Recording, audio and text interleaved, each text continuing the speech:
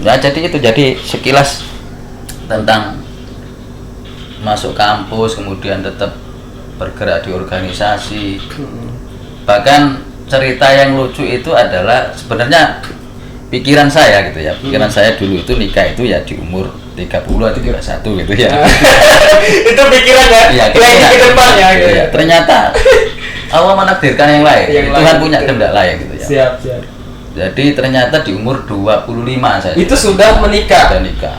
Jadi saya kuliah itu belum nikah, pertamanya belum nikah, tapi berjalan kemudian ketemu dengan bidadari di satu fakultas. Luar biasa.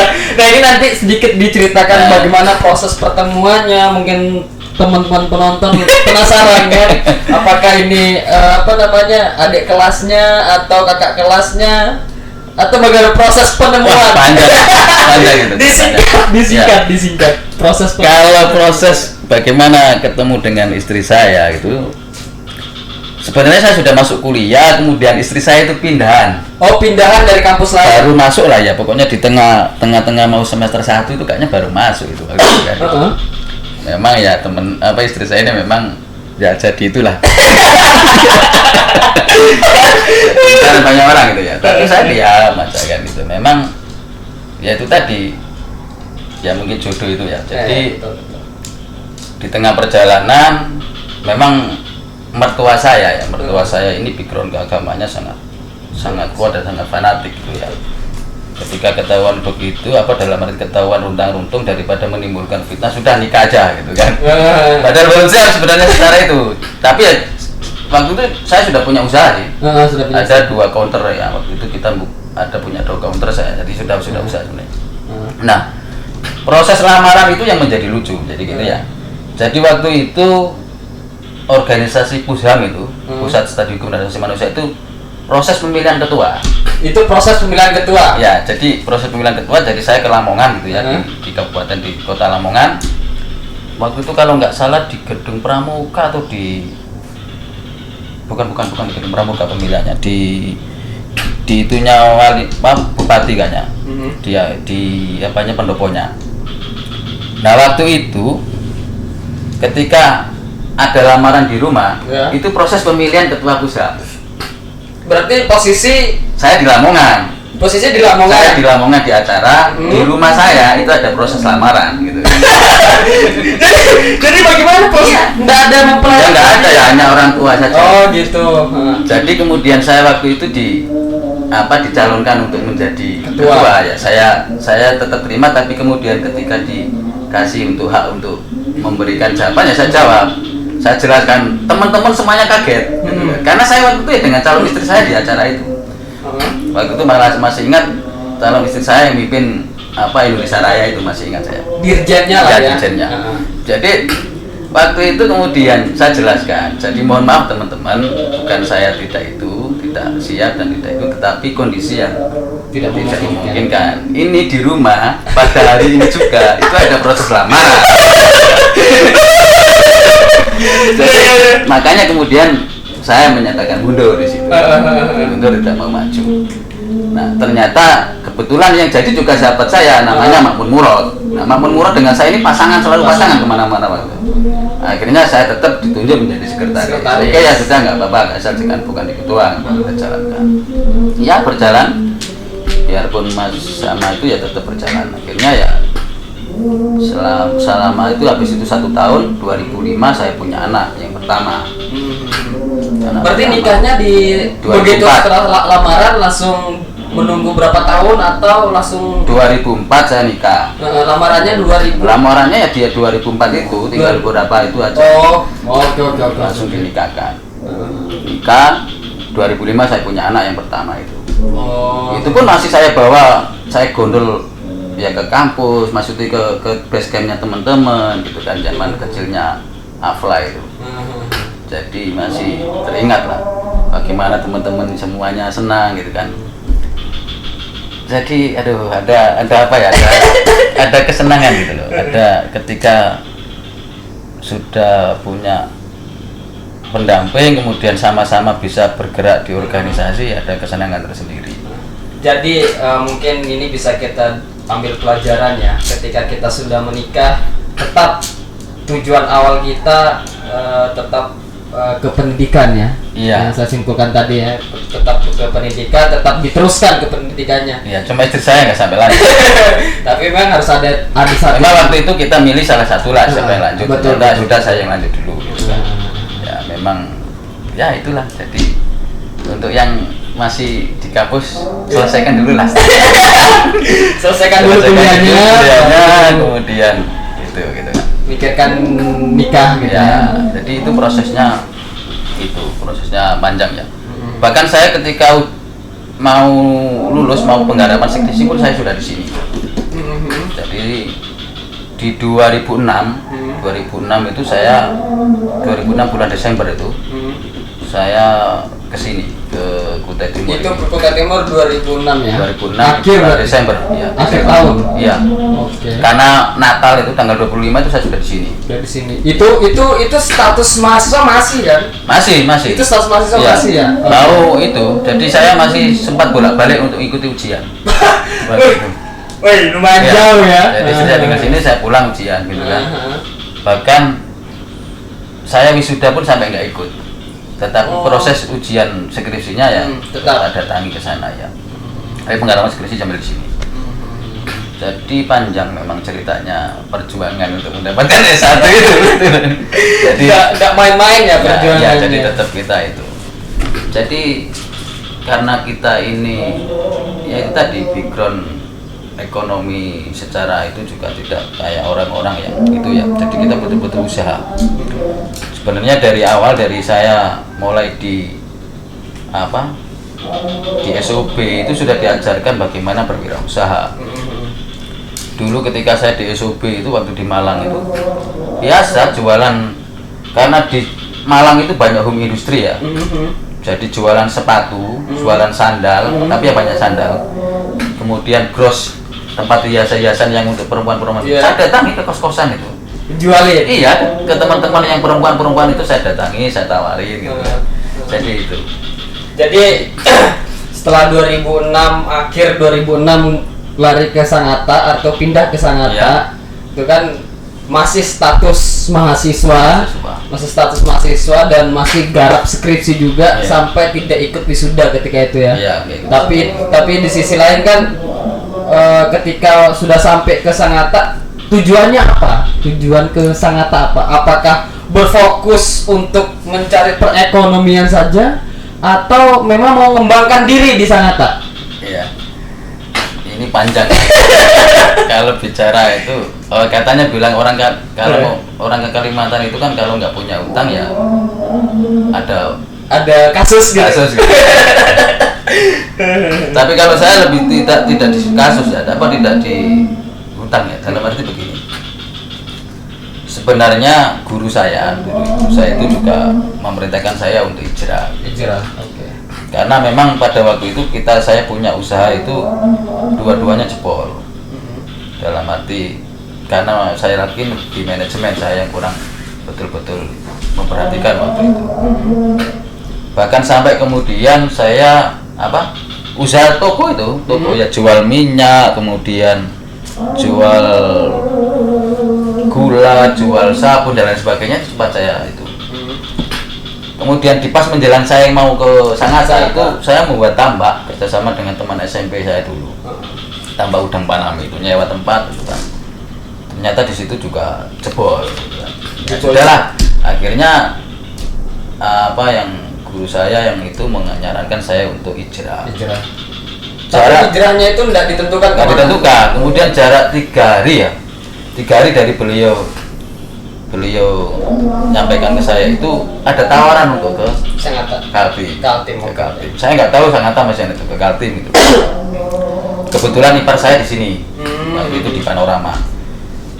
Akhirnya kemudian ya sudahlah, saya izin ngomong ke guru saya, Gus, ini ada tawaran, saya ditawarin untuk ke Kalimantan, di sana disuruh ngajar gitu kan. Ya sudah berangkat. Karena beliau sudah ngomong begitu ya akhirnya berangkat ya. Awalnya nggak boleh sama istri saya langsung, saya disuruh sendiri.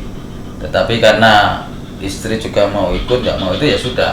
Jadi anak saya itu kalau nggak salah umur 8 bulan yang yang pertama itu saya ajak ke sini. Betul-betul di sini saya, aduh, mulai nol betul ya. Karena relasi juga nggak ada, kemudian relasi rata-rata sudah di sana kita bangun, kita tinggalkan, gitu kan. Tetapi karena kita ini dididik di organisasi ya, betul di organisasi, bagaimana cara mengenal orang, bagaimana itu ya insya Allah. Akhirnya sampai di sini. Saya masih ingat di bulan Januari di 2007 saya itu mulai mengajar di MTS Nurul 5. MTS Nurul 5 yang di sini? Ya, yang dulu masih di Gang Rahmat sama di dalam. Tapi dulu saya mulainya masih di Gang Rahmat itu. Yang sekarang menjadi SMK itu dulu MTS. Oh gitu. Jadi 2007 itu saya mulai mengajar. Saya betul-betul nggak tahu apa ya. Jadi saya hanya mengajar aja, mengajar pulang gitu kan. Karena belum mengenal dengan lingkungan, itu betul-betul mulai nol itu. Saya tinggal di Dayung. Di Dayung itu belum seperti sekarang. Di Dayung itu ada perumahan itu, di situ ada jalan Makassar masuk itu. Kalau sampai lihat sekarang ada rumah yang ambruk itu, dulu saya tempati di situ. Oh gitu. Jadi betul-betul kalau cerita itu nanti ya dianggap sedih, tapi ini pengalaman ya. Iya. Jadi betul-betul dari nol. Sambil saya setelah ngajar itu cari apa kerjaan pengantar air galon. Ya, air galon. Itu seberapa lama pekerjaan itu ya? Air galon itu paling-paling nggak sampai, karena itu nggak sampai 3 bulanan, nggak sampai. Karena kemudian saya bagaimana saya bisa tidak di situ gitu, dalam arti cari yang lain. Karena apa, istri saya tinggalkan, motor itu masih dipinjami sama itu yang rumahnya saya tempatin itu. Jadi sampai kangkung, sampai apa itu betul-betul di pinggir jalan itu kan banyak kampung itu. Sudah itu kita ambilin, kita masak gitu kan. Berarti kemudian fase-fase itu ada memang di ada bener-bener saya itu dari nol di sini. Oke. Ya kan kita di relasi nggak ada betul. Kemudian hanya menjadi guru-guru ya, teman-teman guru akhirnya bersimpati. Bahkan pertama saya di sini tuh kerja mengecek itu. Ngecek itu di rumahnya teman guru yang seangkatan masuknya dengan saya. Oke. Namanya Bu Rina. Jadi rumahnya masih di daerah Diponegoro itu masuk. Itu saya masih ingat. Jadi awal di situ saya mengecat rumahnya itu. Saya lakukan ngecat rumahnya itu pas bulan-bulan puasa itu. Ya Allah. Gitu kan. Jadi betul-betul saya itu ya. Aduh, kalau ingat itu sampai ada kakeknya murid saya itu betul-betul sampai sekarang kalau ketemu juga ke rumah Pak Zainul. Aduh, jadi sampai ini berkaca-kaca ini saya. Ya, jadi di situ itu saya betul-betul ketika waktu zakat itu zakatnya dikasihkan saya kemudian. Jadi makanya harus kita bisa bersyukur. Jadi itu fase-fasenya, kemudian saya tetap di sekolahan, kemudian sampai di sekolahan itu dipercaya menjadi wakakurikulum. Itu di tahun berapa? Di MTS. Kalau wakakurikulum itu mungkin dimulai tahun berapa ya? Pokoknya terakhir saya ngajar itu 2017 saja di sekolah. Itu pun kena marah nggak gara-gara sama kakak saya yang di Jawa. Nggak boleh meninggalkan sebenarnya. Tadi kan kita sudah membahas terkait pekerjaan khusus ketika begitu datang dari nol tadi ya dibilangnya dari nol fokus mencari perekonomian dan sebagainya. Nah, kok tiba-tiba tiba-tiba sampai mengenal Ansor, ada Ansor, tahu dari mana ada Ansor di Kutai Timur ini? Apakah ada ada yang ngasih kenal atau tiba-tiba begitu datang gitu, oh saya Ansor kenalkan diri dan sebagainya, atau bagaimana proses pengenalan itu? Jadi begini, jadi waktu saya di Dayung itu saya masih belum tahu ya di mana ya ada itu ya, di mana ada itu. Setiap ada orang selawatan coba saya lihat, orang tiba dulu kan di Gang Rahmat itu sering orang tibaan gitu ya. Sekarang aja jarang. Jadi sempat saya di masjid yang di Dayung itu kebetulan kan banyak teman-teman tabligh waktu itu ya. Ya saya ikuti gitu, tapi saya ketika diajak keluar nggak pernah ikut. Kemudian saya dari Dayung itu pindah ke Gang Anita. Dari Gang Anita saya pindah ke Gang Rahmat. Itu masih sekitar tahun 2000 tujuan akhir lah saya pindah ke Gang Rahmat. Gang Rahmat itu. Ya. Oke. Di situ saya juga masih tetap belum mengenal banyak orang, jadi masih ngajar, kemudian paling sholat ikut ke masjid karena dekat masjid kan. Pulang gitu aja sudah begitu. Terus kemudian saya kok ada yang kurang ya gitu ya. Itu berapa tahun di fase yang itu?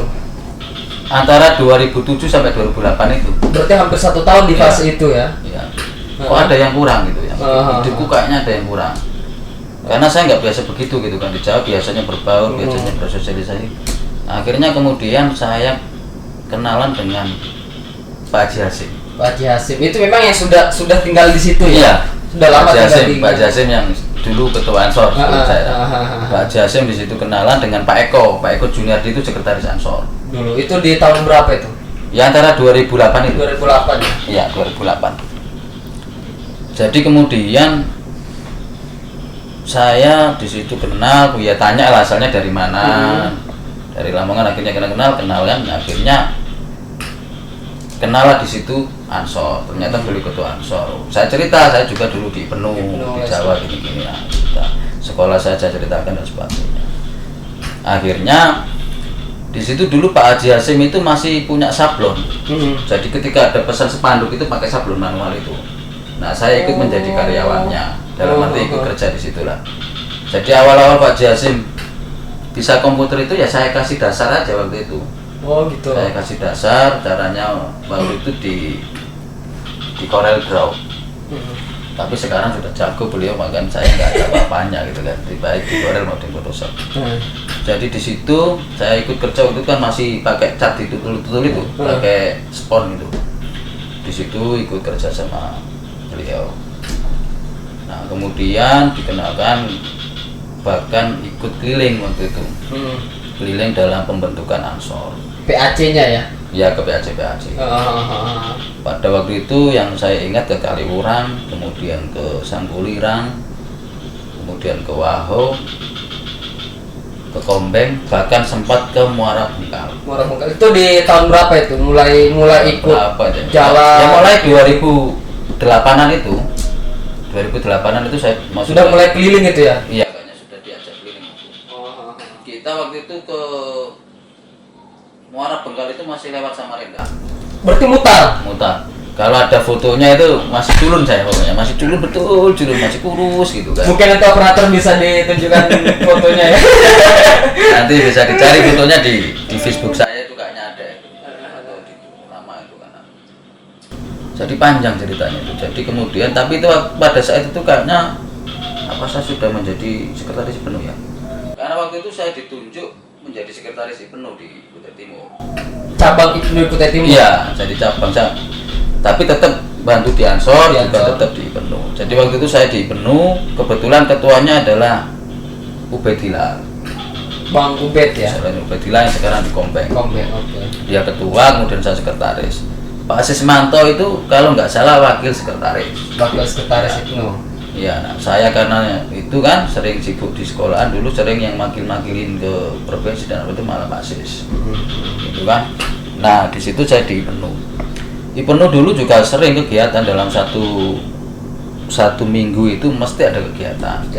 Kegiatannya santai aja kita buat kayak diskusi, kemudian pematerinya tidak dari luar, dari teman-teman di Penuh dengan rujaan dengan santai gitu kan. Di Penuh PPNU. Kemudian ketika 1 bulan sekali kita undang tokoh-tokoh NU yang tua, kita khusus kasih materi.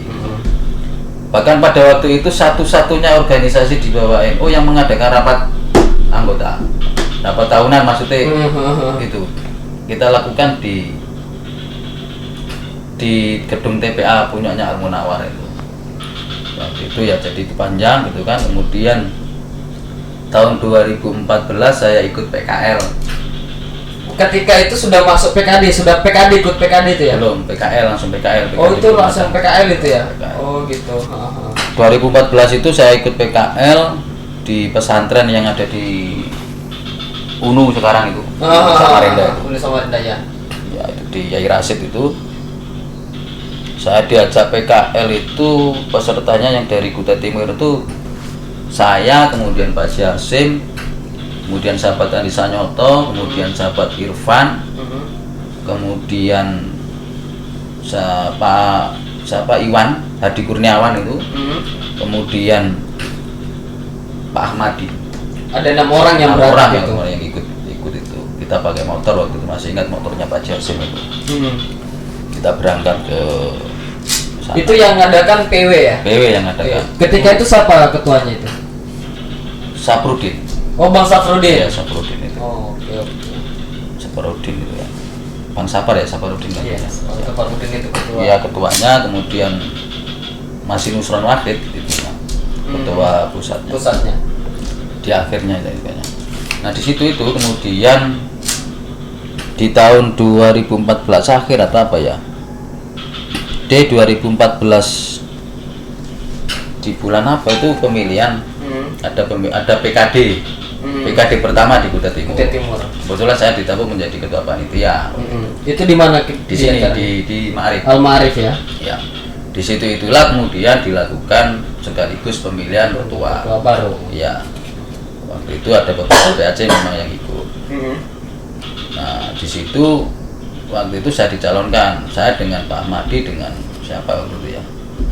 Tetapi Pak Ahmadi nggak siap, mundur gitu kan. Akhirnya saya terpilih. Saya nggak ada niat apa waktu itu ya, karena ya sudah ansor gitu ya.